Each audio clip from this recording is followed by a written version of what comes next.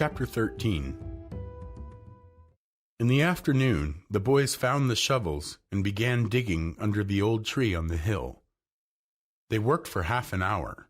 No result. They worked another half an hour. Still no result. Huck said, "Do they always bury it as deep as this?"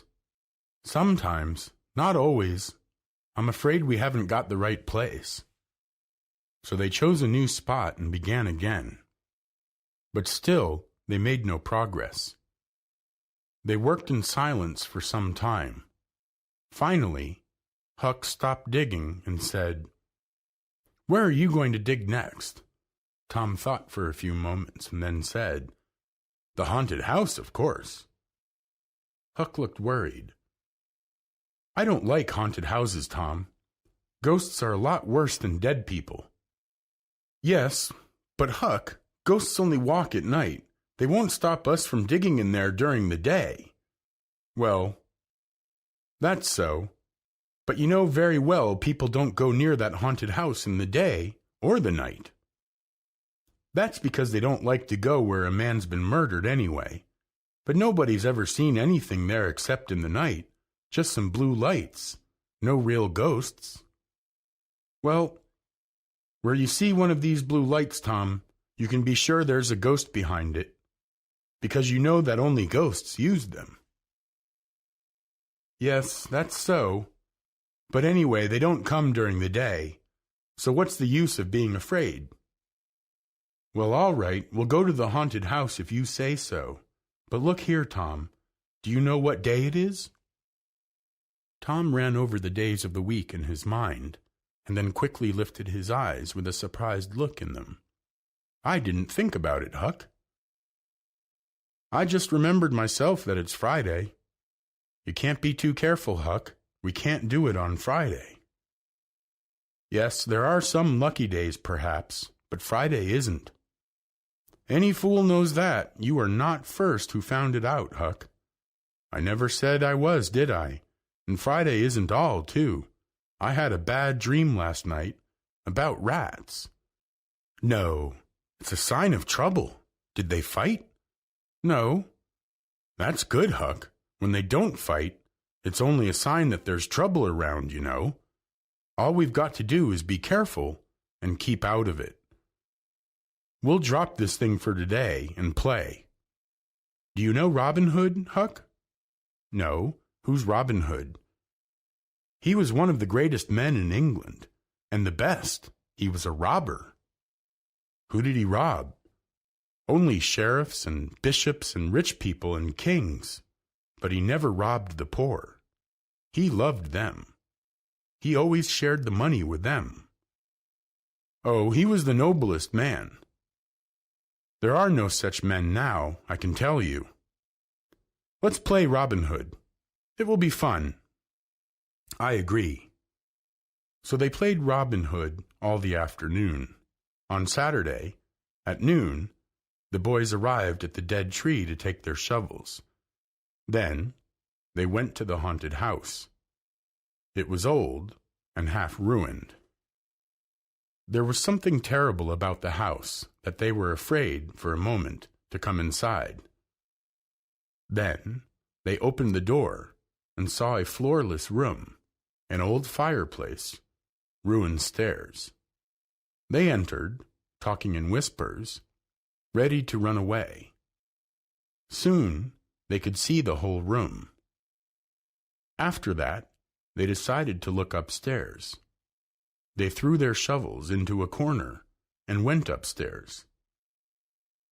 In one corner of the room, they found a cupboard that promised mystery, but there was nothing in it.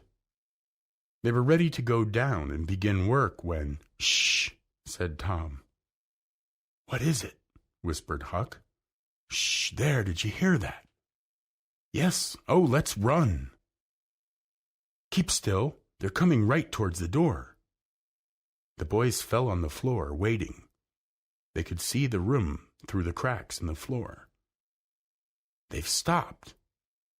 "No, they are coming. Here they are. Don't whisper another word, Huck." Two men entered the house. Each boy said to himself, "There's the old deaf and dumb Spaniard. I saw him once or twice in the town, but I have never seen the other man before."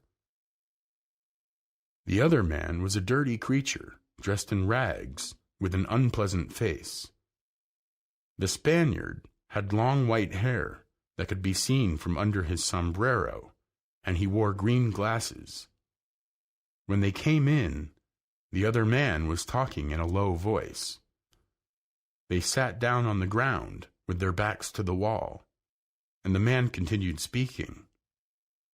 "No," he said, "I've thought it all over, and I don't like it. It's dangerous." "Dangerous," said the deaf and dumb Spaniard, to the surprise of the boys. "Nonsense." The boys' hearts stopped when they heard this voice. It was Injun Joe. There was silence for some time. Then Joe said, "What is more dangerous than coming here in the daytime?" "I know that. I want to get out of here. I wanted to leave this house yesterday, but those boys were playing over there on the hill."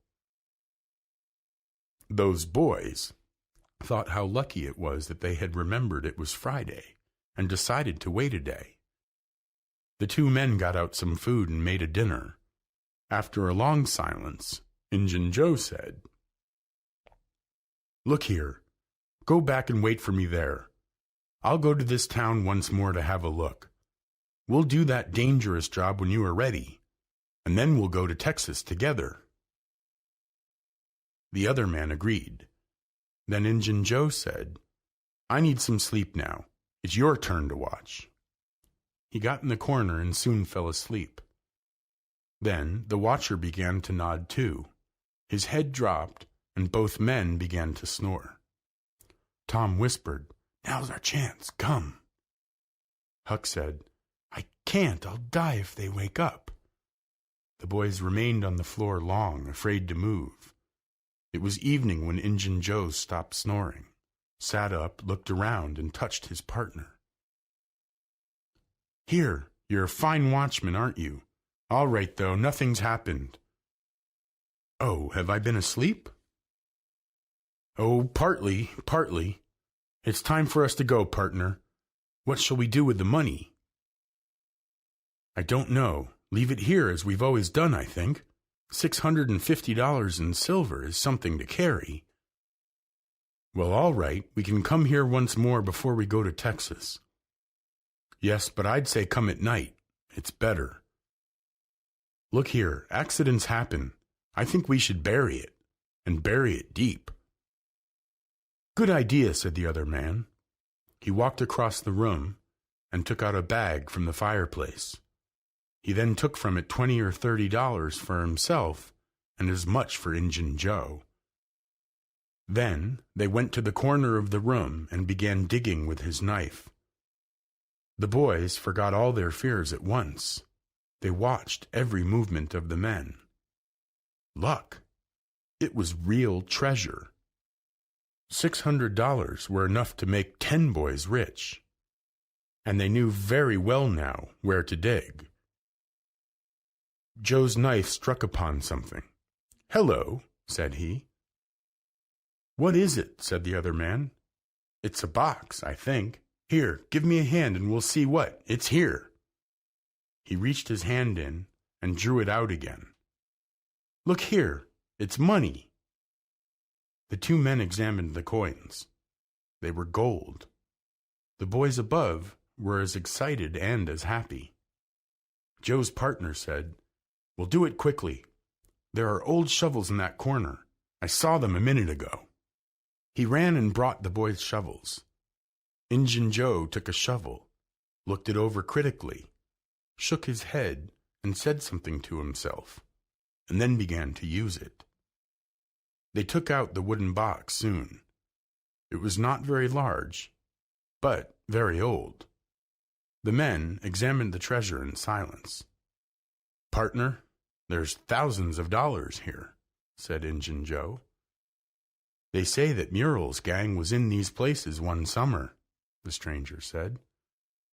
"I know it," said Injun Joe. And this looks like it, I should say.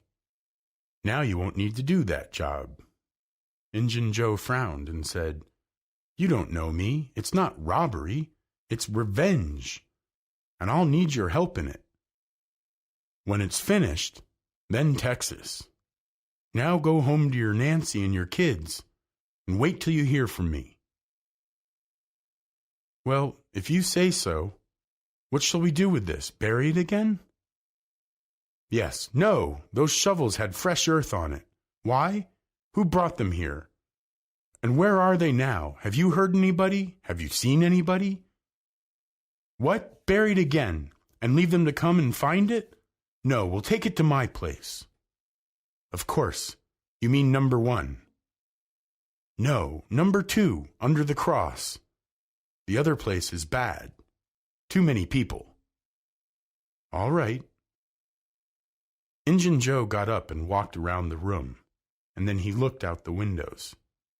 At last he said, "Let's check upstairs. Those who brought the shovels can still be here." The boys stopped breathing. Injun Joe put his hand on his knife and then turned towards the stairs. The boys could hear his steps.